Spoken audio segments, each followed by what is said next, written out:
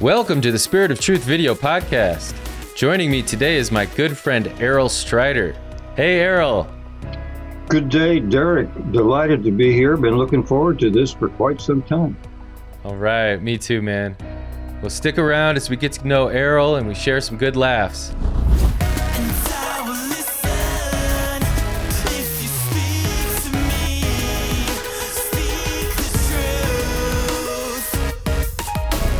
Welcome back. So, like I said, joining us today is my good friend Errol Strider. Welcome, Errol. Hi, Derek. I've been looking forward to this for a long time, so I'm excited to be here. Me too, buddy. We've been trying to do this due to certain circumstances. We're going to do this remotely, but I can still feel your personality and your spirit, and I'm always inspired by someone in good cheer, and I just hope everyone can stick around and get to know Errol because he's been around for a long time, and especially in Boulder. And I'm really looking forward to getting to hear your story. So maybe you could just start us off with a little introduction and maybe how you found the Urantia Book. Well, let's go back to the 60s. First of all, in the mid-60s, I had a midlife crisis and confronted my mortality. And that's what set me off looking into the possibility of some kind of spiritual dimension. And I went anywhere, anybody who had anything to say about it, from Kirpal Singh, an Indian guru, to the Full Gospel Businessmen's Association and the baptism of the Spirit, to finally reading the New Testament. And this was all happening in Miami, Florida, and getting to know Jesus a little bit. But I was very uncomfortable with the Christian theology as I was coming into the Christian world. But I was attracted to Jesus. Now, mind you, I grew up in Judaism, so Jesus was not a part of my upbringing. Matter of fact, to be honest with you, I had some disdain for the whole notion of Jesus Christ and this and that and the other. Did you grow up in Miami? No, I grew up in Missouri. In Missouri. Yeah. Okay. Yeah. Okay, so you grew up in Jewish household in Missouri, but yet affinity towards Jesus started to grow naturally, or from while you're searching? Well, I was searching and I was looking for anything possible. And my partner at the time, her name was Ann, beautiful soul. She had turned me on to this book called First Questions in the Life of the Spirit. And it's still one of my favorite all-time books. And it was the perfect book for me at that time, because it kind of opened up the whole potentiality of a reality that I was completely unfamiliar with. And to cut to kind of getting closer to how I found the Urantia Book, I was in the theater at this point in my life. I was a director, choreographer, dancer, actor, etc., and teaching at the University of Miami. In the summer, I went up to work with a theater company in Aspen. And it was in Aspen that, as I'll relate, where I found the Urantia Book. But I was at curiously enough, a cocktail party at the Prince of Peace Chapel. If you've ever been to Aspen, the Prince of Peace Chapel is there. And I was in the middle of talking to, just so happened to be a Mennonite minister. And in the middle of that conversation, I had one of the enlightenment moments. I don't know how to explain it any better than that. I've had a few in my life. This was definitely one of them. And in that moment, I knew just beyond any doubt that Jesus was the truth. Wow. Boom. It was like I was immersed into the Gestalt, if I can use that word. I grokted, for those of you who are familiar with Stranger in a Strange Land. And I just knew Jesus was the truth. And in that knowing, all my constructs about Christianity, and I had studied the Bhagavad Gita and reincarnation and all these things, just kind of like a house of cards. They just fell away. And there was Jesus. I just knew it was the truth. I didn't know what that meant.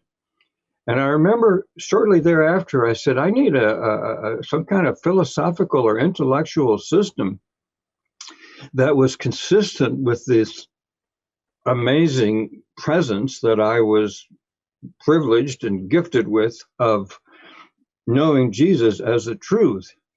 And 2 weeks later, a friend of mine who had just come back from downtown Aspen and been at a bookstore, and he says to me, he was an actor in the company, and he said, "Hey, I found this book at a bookstore today. You might be interested in. I know you're kind of interested in Jesus." And he said, kind of gives all the background of Jesus' life and what happened to him on the missing years, and I immediately felt a kind of a warm flush of I was interested in it, and next time I got downtown to Aspen, I remember seeing it on the bookshelf, and I just got it. And it was the Urantia Book, and that's how my journey with the Urantia Book began. What year was that then? What's that? What year was that then that you pulled it off the shelf? That would have been 1969. 1969. Okay, cool. All right. So you started reading, and then? Well, I started reading, and several things happened. One is I was never comfortable with the whole notion that Christ died for our sins. Right. Never sat well with me. So there was a passage in the Urantia Book you're probably more familiar with than I am, but it says something to the effect of how bizarre or how weird or something to think that God would require the sacrifice of his son to bring healing and reconciliation to mortals. And I went, yes. It was like right away I was with it. I'm down with that, as I said. And then I was staying in town in my apartment. I started reading this book, and then at a certain point, I just jumped out of my chair and I went, "Oh my God, this is a revelation from God!" And I was like jumping up and down.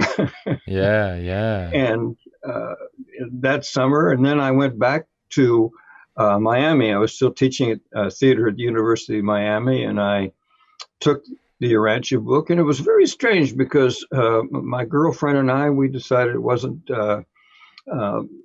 we needed to separate, even though we loved each other. But she, quite frankly, was 15 years older than I was, and she had 5 boys. And so it wasn't going to be a permanent relationship. And my teaching load was dropped down, and I just had the year to study the Urantia Book. And after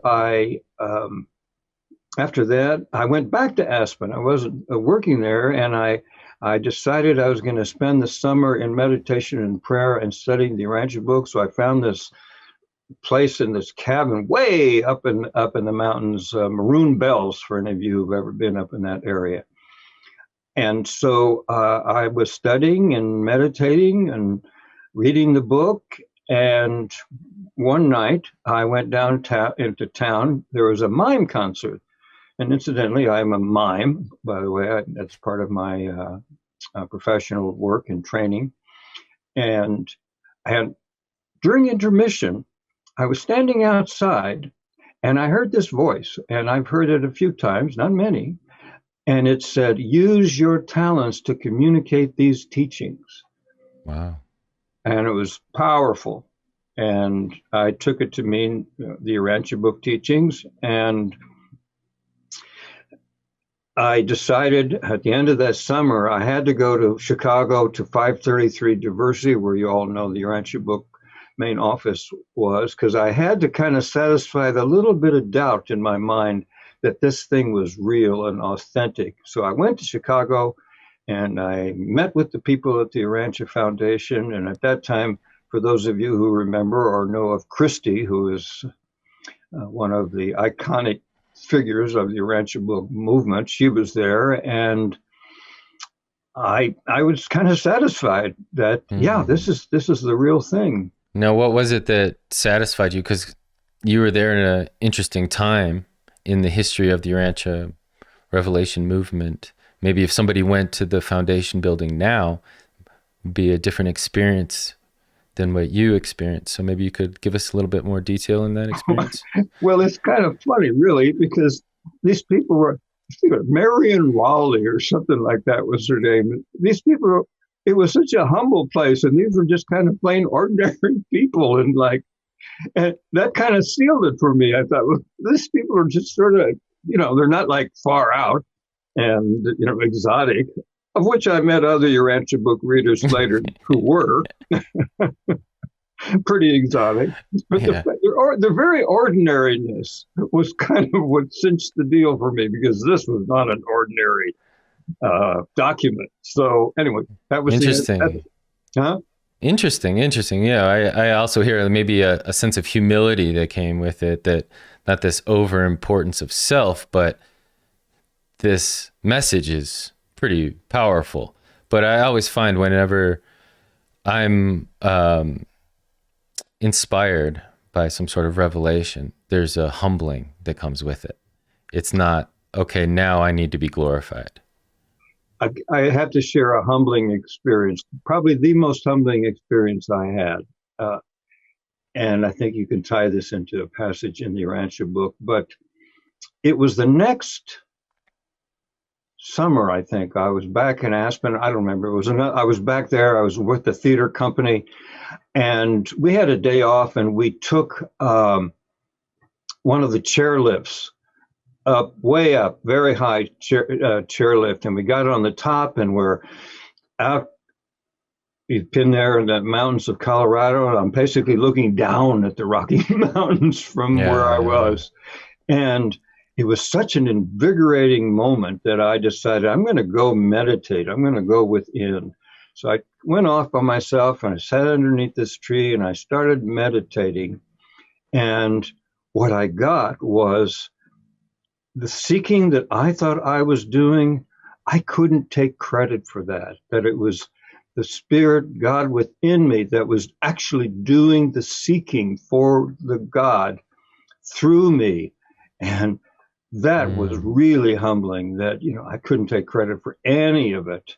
It was all a gift. And I was very humbled in that moment. Well, let's talk about that for a second, because I feel that resonates with me right now, because I've really been meditating on these gifts that we get of divine direction. And then it's not ours, like you were saying, but the act is. So we're so called upon to act upon what that direction is. Right. And maybe you could give us some insight of that. You're a man of action, and going from... I'm an actor.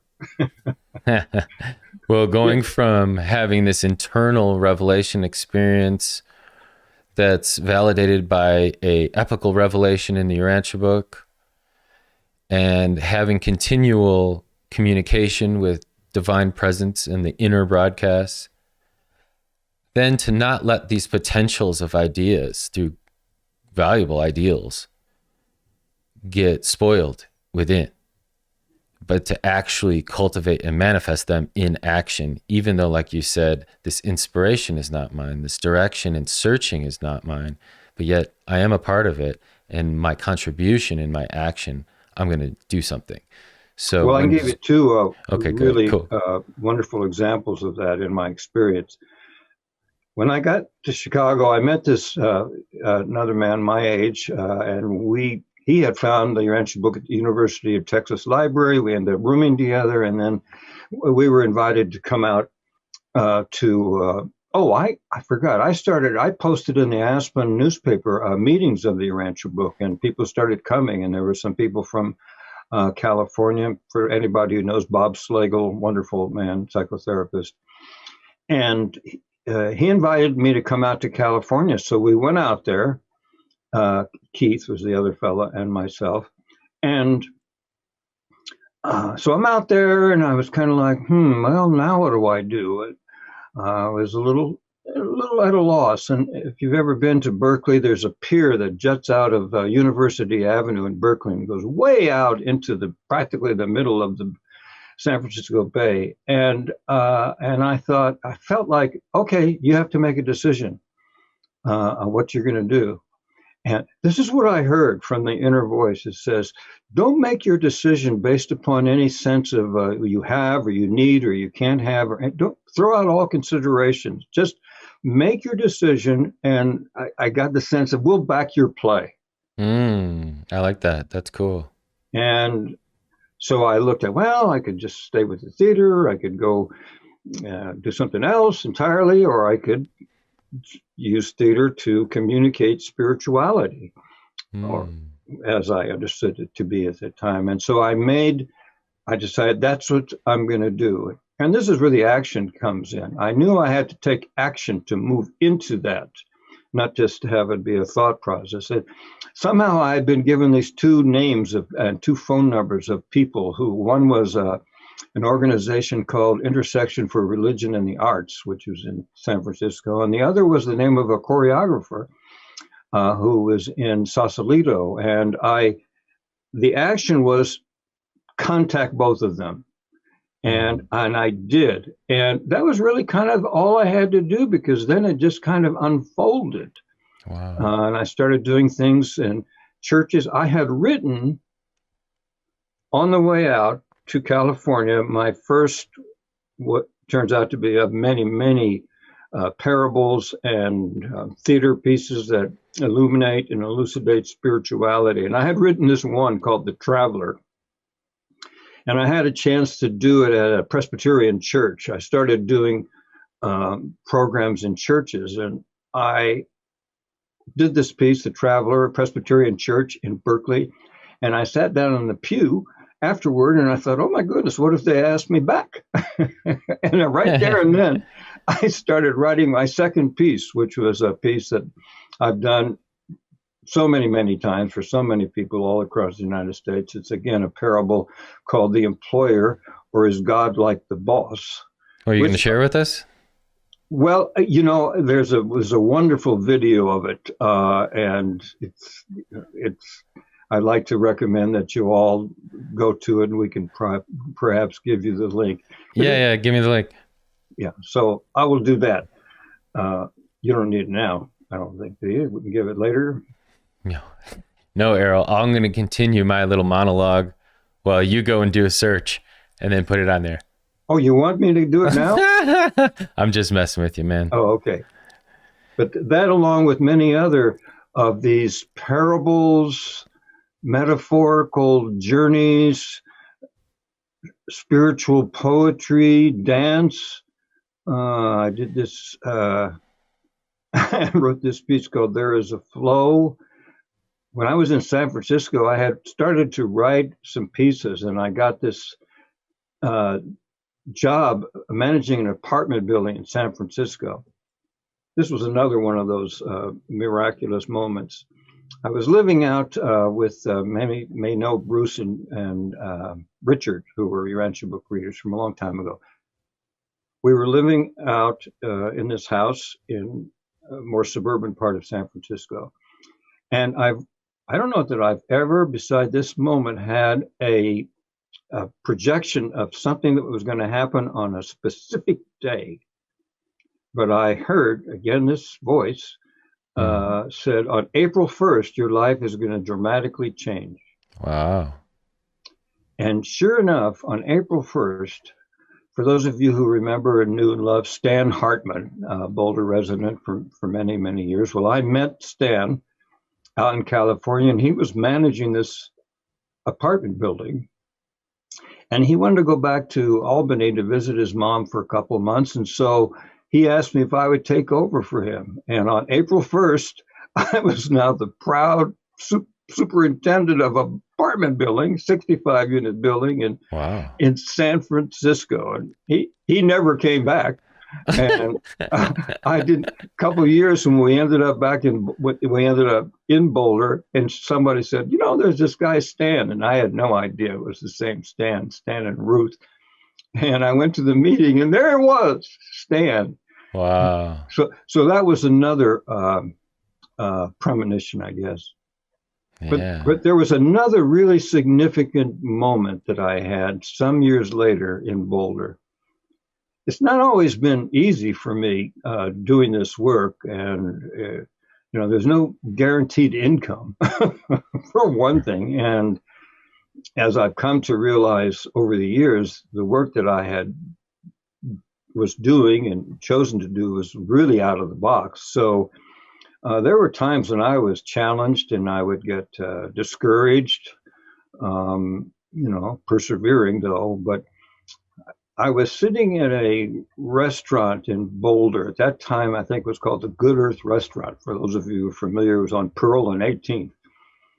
And I was really at a loss, and I was very down, very discouraged, because, like I say, it wasn't always easy to keep the flame of inspiration going in the face of not having opportunities, et cetera, or not making any money.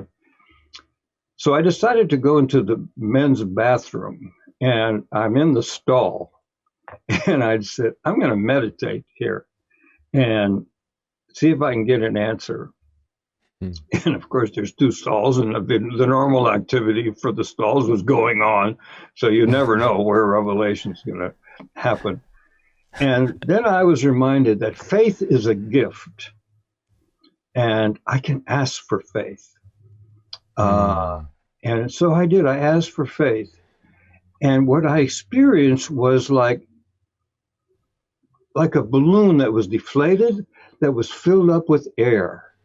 And it was like this, my whole being was filled up with this sense of buoyancy, of faith and confidence. I mean, it really totally changed my sense of self, my mood, everything, as I was expanded. And then in this state, I walked back out into the restaurant, and I sat down at the table, and I had this idea. I'm going to see if I can do dinner theater at what was then a place called Rocky Mountain Joe's Restaurant in Boulder.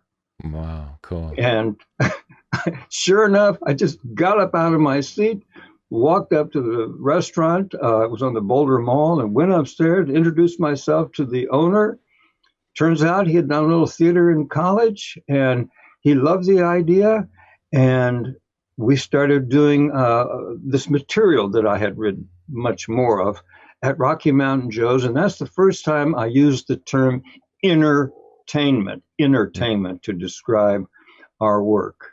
And we performed there, but that was a moment of true transformation.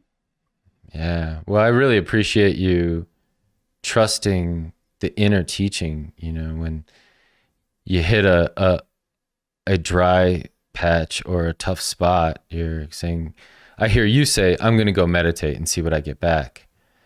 And however someone goes within and connects to that pure source, then you get something back, and you really you viscerally feel things, and you act on them. And as you explain your idea of faith, it's intriguing, because this faith that can grow, and experiencing its growth in a kind of a lesson visualization that you were shown, it's kind of a lesson for all of us to learn from, is that this exercising of faith, and however it manifests for us to use, is an action. But yet, I guess I'm struggling with the philosophical difference between the idea of having faith and then just trusting and not doing anything, versus having faith and trusting and doing something. And where is the right action for someone, Because sometimes there's just patience. Faith is an act of will. And being in the theater, we have a little phrase called acting as if. In other words, the actor playing the part, and he has to go do something that the script calls for, and you act as if this were so. And faith is very much the acting as if. For example, I am supported and permeated by and held into existence and being guided into deeper dimensions by an all-loving, omnipotent, creative source. And so that's a great notion, but then to act on that. And it usually comes down to dealing with the fear, and because that's the big challenge. Well, you perform on stage and in front of camera and stuff. So has fear ever crippled you for those reasons? It's never crippled me. No, not on stage. fear has crippled me in other places of life, but not so much on stage. Although you get stage fright. And I remember when we opened a show some years later called Family Baggage in Santa Fe, New Mexico. It was a show that dealt with addiction and healing and recovery and codependency, which incidentally we ended up touring the United States for 20 years and added a workshop to it. And that was a very much a spirit-guided experience to work with people in the recovery community, thousands of people all over. But I remember I was just had learned the lines, and I was really scared that I just wouldn't remember the lines. But that's kind of a typical actor's fear, and it's not like a life and death fear, but it's a little scary when you're afraid you're going to forget your lines. Well, I can't help but reflect on maybe some people are a little afraid of embarrassment or ridicule to speak out from the heart of their inner stage. You said, like the entertainment, but like the inner broadcast, but there's a microphone that you have to like speak into to speak to the source. And perhaps maybe there's some stage fright there too, in some sense. Well, the good news and the bad news was early on in my theater career, I had kind of what you would think of as the worst response from an audience. I was in college at the University of Missouri. I was hired to do a one-man evening presentation for a group from town at one of the hotels down there. I think it was the Boone Hotel or something. And when I started my presentation, there were like about 150 people in the audience. And when I ended, there were 5. Oh, wow. And I thought, okay, it's probably not going to get much worse than this. So we got that out of the way, the worst possible response, short of having people throw things at me. True. Which I almost had in some places. So we did a Ash Wednesday service at a Catholic church in Thornton. In Colorado? Thornton, Colorado. And we were up on, it was Ash Wednesday, so it was packed. 2,000 people were there.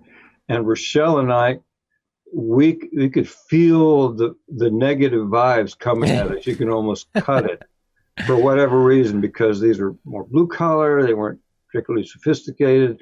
This was an example of, over the years, we did a lot of presentations sponsored by church groups, Catholic Campus Ministry, where I met Matthew Fox, and started working with him. But you could cut it. The tension and the dislike of us was so strong. And the funny thing, we were scheduled to come back the next week and do another program. And Rochelle got so nervous about it, she lost her voice. But there we were. But here was a curious thing that we found. About 200 people showed up, and they got our message, and they wanted to hear it. Wow. And that's when I discovered that on the average, 10% of the people who will engage with you will respond and want to go the next step. So that was, and I've had other instances. Well, here's one. When I went back to Aspen after that year, the year before I found the Urantia Book, I had found a prayer group in Aspen, and I was part of that prayer group. And the next year, I was attending one of the prayer meetings at this woman's home, and I, at some point, having had the Urantia Book for a year, and I said something like, well, I don't think the Bible is the only word of God. Well, this woman became irate, and she threw me out of the house, yelling at me, "Get out of here!" Wow. Anyway, I've had several of those experiences. Just real quick, another one. We did a program for a Iranian group down here where I lived many years ago in the South Bay of San Francisco, and one of my poems, which is probably one of my favorite poems, is called "In Their Midst," and it's an exploration how God shows up, and it's on our website if people want to see it and hear it. And these people were clearly secular Iranians. They had left when the Shah left, and so these were kind of sophisticated secular. When I went into this God poem, boy, the host of that meeting came out the stage, and I could feel the hook. Oh no. Oh, it wasn't a real hook, but it felt like she just, okay, thank you very much. Okay, but goodbye, and get off the stage. Yeah, Yeah. I've had a few run-ins with you, Will, with authority. It's been fascinating and Yeah. challenging. Yeah, I feel that. I've had some run-ins too. Which it is challenging because when you're all kind of supposedly a part of some spiritual family, and then there's these ideological differences that separate you, it really limits you from being able to express the joy of the Lord in your heart in a way that is so personal and unique. So I admire someone with the tenacity like you to continue to get at it, get after it in a creative way, because it's going to take creativity in my mind to really rewrite or build a framework that people can find purpose in and clarity and cohesiveness in. So it's nice to also have a little bit of humility and humor to take that medicine. A lot of humor. That's humor. If anybody goes to our website, if you've ever seen us presentation, there's one video there called "Own Your Own Soul," and it's very Urantia based, and it's a very hopefully funny experience for you. Uh, oh, and you never know how you're going to serve. That's really important. You may remember there was a moment when the twins, the Alphaeus twins, asked Jesus a question, and he answered the question, and they didn't understand the answer, but they looked at like Thomas or somebody else in that moment, and they could see from his expression that he got an answer that satisfied them, and it satisfied him, and so they kind of went, okay, that works for us. If it works for And, him, it works for us. yeah, and so he wouldn't have known in that moment that how he might have been serving those people. You don't know, and also you don't know who's being served.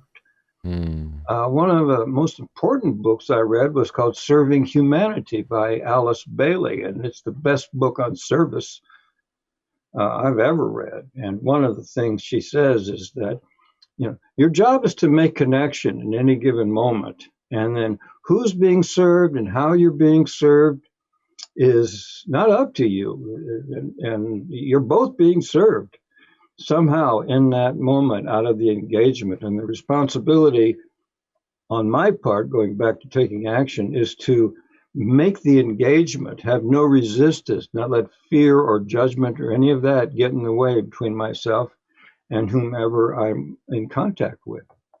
Awesome.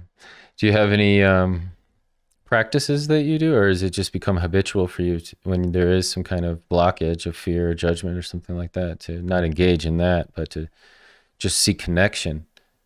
Well, of course, I meditate and pray every day, and subsequent to finding the Urantia book, I got involved in A Course in Miracles.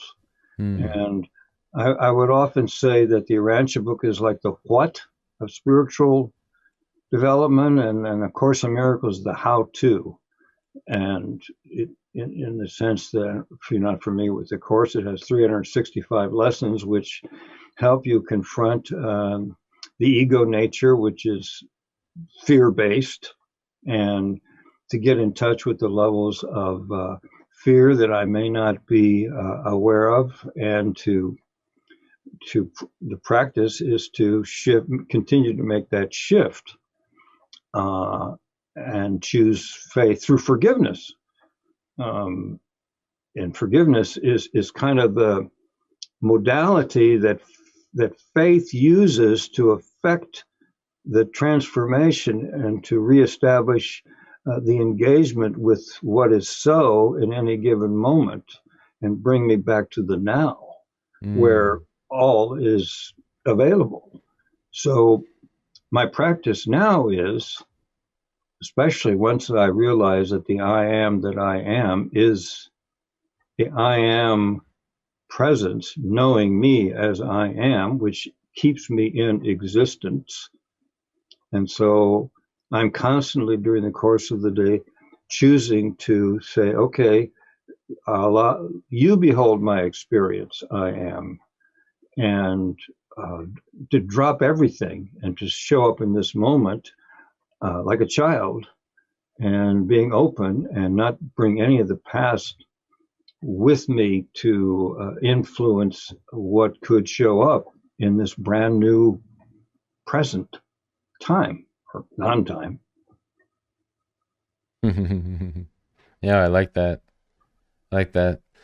The the challenge of in the moment, real time processing in the mind and versus surrendering to what is in God's will, and then kind of looking to understand and follow and contribute to be a part of God's will because it's the best thing around.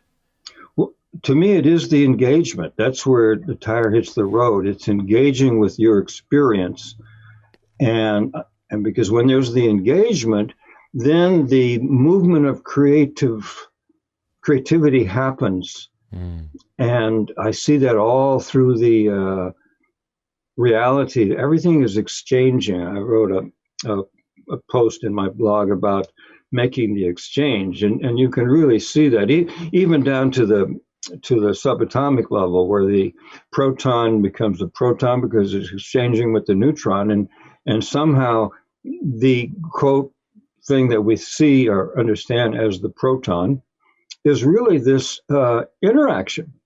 It's really the movement. The movement itself is the which establishes the pattern which we come to see as object or a piece of matter, but it's actually the movement itself. And of course, you go back to the Trinity, and what is the origin of all reality? It's the movement between the first and second persons of the Trinity, and out of which the third person, as well as the rest of the universe, comes into being. Voila! It's that simple, everyone. Bing! I appreciate that. I appreciate that of bringing a personality to what some people might get lost in this quantum field of like questions, unlimited questions. Well, as an artist, I feel that that's been my work, is to make these spiritual possibilities, dimensions, realities accessible, palatable. I wrote a poem called "Palpable God," and it's a challenge for people to read it. But it starts off with, "What I need is a palpable God," and I'm speaking for the character who's needing this. What I need is a palpable God, a God that I can snuggle with, tickle, fondle. And then the next line is, how do I fondle God? Do I fondle God with my will, perhaps? And indeed, it is with my will that God and I are mutually engaged in fondling. Yeah. I get it. I like that. This nature of reciprocity, yes, but also just engagement in life. It's a living, dynamic engagement. And as Jesus talks about, the truth is alive and experienced. It's living, can't be kind of contained. And so if we are, in my mind, I'm just kind of thinking about this right now, following God's will, as someone might see it or call it, we're simply dancing with the truth, or simply dancing with divinity, deity present in a way that is for the best for all. And I just pray right now that everyone can experience the beauty of that, because the light of the Lord is so good, and it brings people like Errol out here and so many other inspired people, when they hear revelation, when they hear the truth and the Spirit of truth works with them, that they come out and they step up and they volunteer for the family of God. So when did you move from Boulder And while you were here in Boulder, did you attend the Boulder School at all, or did you have some? Actually, I was on the board. You were on the board of the Boulder School. All Yeah. right. Now I have to. This is not comfortable, but I've often been disturbed by the fact that much Urantia Book activity kind of stays in the head.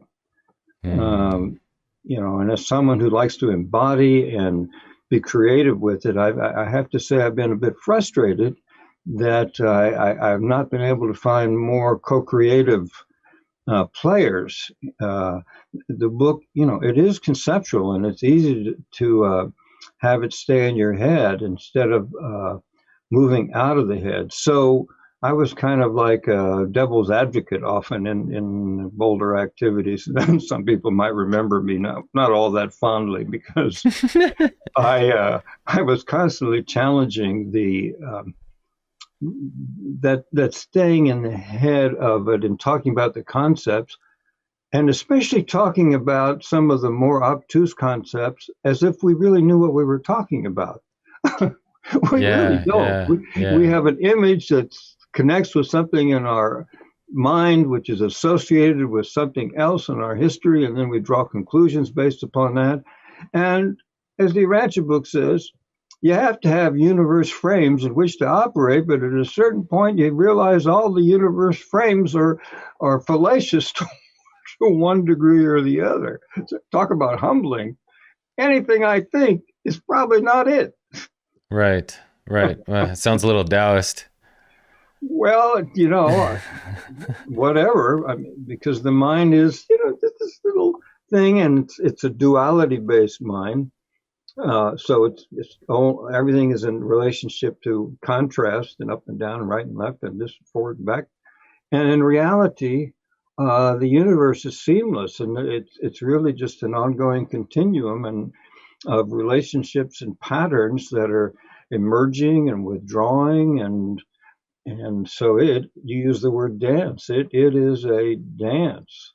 As a matter of fact, I have a piece on my website called "There Is a Flow," which is a metaphor for God's will, and it's me in 1978. Obviously a much younger version of myself, dancing and speaking to this will of God in a metaphorical way. And anyway, I encourage you to go check it out. At the very least, you'll see me when I was younger, but I hope you'll recognize what the metaphor reveals, which is how we participate in the will of God. That's very much what this piece describes, though it does it metaphorically. Well, I appreciate, the skill of the artist to deconstruct a concentrated concept, perhaps, or one that is hard to arrive to, a conclusion that's hard to arrive to, or a truth that's hard to find, in a way that isn't so in your face, beating it down your throat. And so my question is, there must be a level of patience that you must take on, I assume, when telling this story, that instead of just making it one line and I'm just going to tell you the truth, son, versus I'm going to go throughout a whole elaborate tale to hopefully get you to do this one action, essentially, and that's go within and follow God's will. Yes, indeed. I have found over the years that telling people something is probably the least impactful way of actually getting the message across. I think those are the people who analyze this sort of thing say 7% of your communication is what you say, 25% is the tone of your voice, and the rest is your body language. So we can get so taken with what we have to say that we can forget that that's probably the least part of our communication in terms of effectiveness. Yeah. And that makes me think about kind of how people love to be around Jesus, and just that feeling of being loved and appreciated and present with someone, that is some effective communication in itself, I believe. Indeed. Oops. Errol's a busy guy. Agents calling him all the time. But Right. that kind of helps us kind of transition to what do you have got coming forward? Because I know coming up on your slate, you're trying to do some more production and in the more digital realm too. So maybe you could let us know what to look forward to coming up.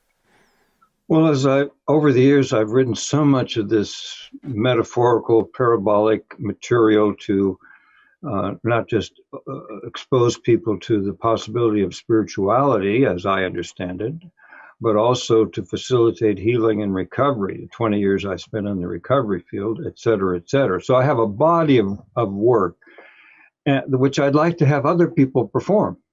Uh, First of all, they'll get a lot out of it. They are getting. I'm already rehearsing people, and I want this material to get out. I feel it's proven to be effective, and so I put out an audition notices through Backstage, which is a theater site, and I've had over 150 people respond, and I'm starting to cast people in some of these pieces.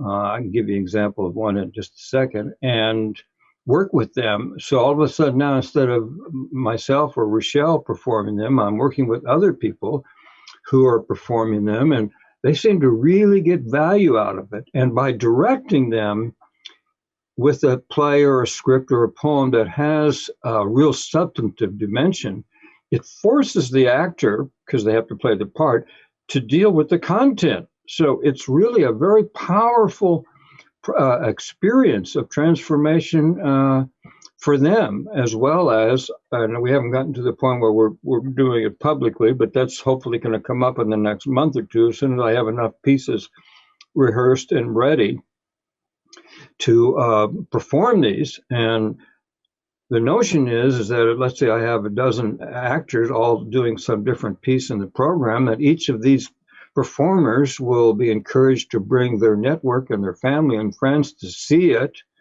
And my hope is that we're going to grow an audience, because it goes back to that 10% factor that I've found almost consistently all through the years, that there'll be 10% of the people who really will resonate with it, and they'll come back. And so I'm hoping that we're going to grow a spiritually oriented community, creative spirits, probably more accurate, community of people who will have been exposed to this work, and the actors doing it and their family and friends. And this time next year, I'm hoping there's several thousand people who we're able to serve and minister to, and out of that, some will be interested in the Urantia Book, or at the very least, we can be of service to the people, and that's really the bottom line. I just say this: when I realized that the pearl of great price for me is the gift of being able to serve. Unless you've got a better pearl, that's the pearl of great price for which you'll sacrifice everything, is being of service. So that's our project. Yeah. And I'd love to have people's feedback and participation and involvement. And if there's any prospective actors out there, or if you know anybody, or at the very least, sign up, go to the Laughing Heart and join the Laughing Heart. You can go right on the website and you can join our community and hear about it, and get you involved in this kind of creative approach to spirituality. And as the Urantia Book says, religious living is devoted living, and devoted living is creative living, original and spontaneous. Amen to that. That's a showstopper. What was the website addressed again? TheLaughingHeart.com. .org. TheLaughingHeart.org. TheLaughingHeart.org. And there's videos of our work. There's these inspirational poetry. I have many posts where I, in a more left brain but playful and humorous way. There's visuals, all kinds of stuff in there that are, it's all about exposing people to the inner life and the potential for community and self-development. Oh man, that's great. I mean, this idea is potentially genius in the fact that you're training ambassadors of the kingdom in the construct framework of being an actor, by taking on the content, they're anointing themselves. And then Thank you then for this getting that. yeah, Yes. and then the subsequent influence rippling down from their performance of the content. Let me share one critical thing that where the spirituality and acting come together. The Urantia Book says the keys to the kingdom of heaven, you probably all know this, are sincerity, and more sincerity. And it goes on to say men use these keys by decisions, etc. So as a theater director, and certainly as an actor, what I came to realize is that the challenge of the performer and the director as the facilitator of this is to help the actor become sincere or authentic, or what I like to say is congruent, so that what you see is what you get, sincerity. And there's a wholeness. And you think about, well, in order to enter the kingdom of God, what's the key? I need to be whole. I need to be congruent because God is whole. And if I'm divided in some way, either through self-judgment or resistance to whatever, I can't get in. I can't. That's why the key is you got to get integrated first, whole first, and then you can get in. But by working with actors using the techniques of acting, you can facilitate that because that's the goal of the director, is to help the actor get congruent or to be sincere. And I have found that that's so comparable to using the key to the kingdom. And so that's the other benefit for me in working with these performers, and hopefully working with anybody really. And our goal will be to have workshops and programs once we're past the COVID, where we can facilitate this experience of congruence or sincerity, because that truly is the key. Wow. Yeah, I love that. And you're getting to play a fatherly role there in enabling somebody to find authenticity by using authentic content, or content that might bring motivation, that then motivates authenticity. And then, in sense, being a creator or an author. And we did a study group about authenticity and the authentic self, and authorship is really a part of that definition. Let me give you an example of what's a stumbling block. I live in 110 acres of a resort that's clothing optional. Right. Okay. And when I tell people this, they kind of gulp. And you can almost feel them step back from me a little bit, like, don't get it on me. And I would challenge people. I would say most people have judgment about their bodies in one way or another, as being inadequate or ugly, and the tendency to focus on the parts of their body that are not attractive or whatever. We live in an addictive culture, and that has to be addressed. And if you want to know whether you're congruent or not, just ask yourself, how would you feel about standing naked in front of a group of people in a public place? Amen. And if you've got resistance or judgment, then you know that there's a part of you you're holding back.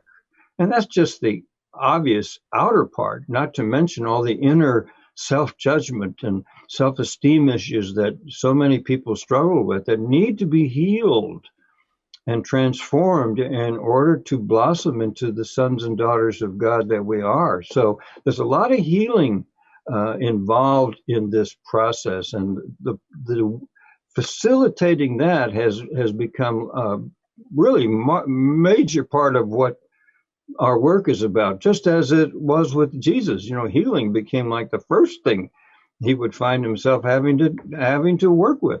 Well, I also find the similarity in Jesus's work is that he put his apostles in the field with hands-on training, with challenges, led them to some disappointment, in order to break down those false construct frameworks that they were working with. But doing the work of earning that and experiencing and learning the gritty details of what it means to serve and to represent revelation. It's not easy. And what you were explaining about, presenting oneself naked before all of existence and being okay with it, or at least not shutting down completely, Right. This fear of ridicule and fear of embarrassment is something that's real, whether you have your clothes on or not. Right. It's just the exercise of doing something maybe naked really puts it in your face that you can't run away from it anymore. It's right here in your face. So let's just deal with it now. Yep. Yeah. So I'm hoping that we're going to create once the COVID passes, a camp opportunity where people can come out and here or in other places around the country and really get naked in the sense of being emotionally, at the very least, emotionally vulnerable, and begin to confess our doubts and misgivings, like the one of the steps in AA is admitted to myself and other the exact nature of my wrongs or failings. I forgot what it is. So the need for confession and forgiveness and healing is still uppermost in our culture, driving so many people away from their true, authentic spiritual self. So that's really high on the priority list and that's what I hope will happen with these people who come to our programs. And then at some point we can begin to bring them together, because there's nothing like one-to-one, face-to-face, where you can hold each other's hands and smell each other's breath, good or bad, to facilitate real healing and awakening. Yeah, I agree. Well, God bless you, brother. This is such good work and good, exciting work. And I'm always here to support you. If you need anything, please reach out. And we look forward to following the development of all this great service that you're doing. We'll probably ask you to come back sometime, hopefully. I hope so. All right. I needed an assistant, and I reached out into the Urantia community, and lo and behold, for those of you who know Paula Thompson's daughter May, she's joined the team. And wow, what a big help that is, because it's a big project, and I'm kind of like by myself until she showed up. So if any of you are looking for a service opportunity, this is a fabulous opportunity where you really have to kind of put your Urantia belief system in the back, because you have to meet people where they are and facilitate the interaction out of that engagement. Oh man, this is awesome. I hope you'll contact us and get involved, because we got plenty of service opportunity here. All right. Yeah. And Errol, I hope that you get more involved with the Urantia Book Network here, and hopefully we can collaborate on good creative projects. Great. Yes. Awesome. Indubitably. Let me just close with a little poem, okay? Please. It's called Love, and it goes like this. I cannot live out of love, for only in love do I know myself. When I join with another, my soul drives forward like the hard, earnest thrust of love's embrace. When I enter love, I come to know myself, for in the eyes of my beloved, whether man, woman, child, or God, I see my soul enhanced. And as my soul beams back to me, it brings with it another. And myself is that much bigger for allowing two inside it. Amen. Thank you for sharing that piece of art with us. Well, Errol, it's been a pleasure. It's been delightful. You're such a wonderful personality to get to hang out with. Hopefully we'll get to hang out face to face. And wouldn't that be great? And some of my nutso-ness might rub off on you, and I can get some other nutso people hang out with me, because it's really nutty in here. Let me tell you, it's pretty nutty. Well, we appreciate the refreshing attitude, and I invite more people to get involved with Errol and to take on that spirit of action and creativity. Absolutely. Well, thank you, Errol. It's been awesome, man. Okay, it's been great, Derek. Thanks for creating such a safe and inviting environment for me to be able to share. I really appreciate that. Oh, you're always welcome, brother. God bless. And thank you guys for coming back and joining us. It's always a pleasure to get to share my friends with you guys and just grow this network a little bit more. So please join us next time. Please subscribe if you haven't, and we look forward to seeing you again. God bless.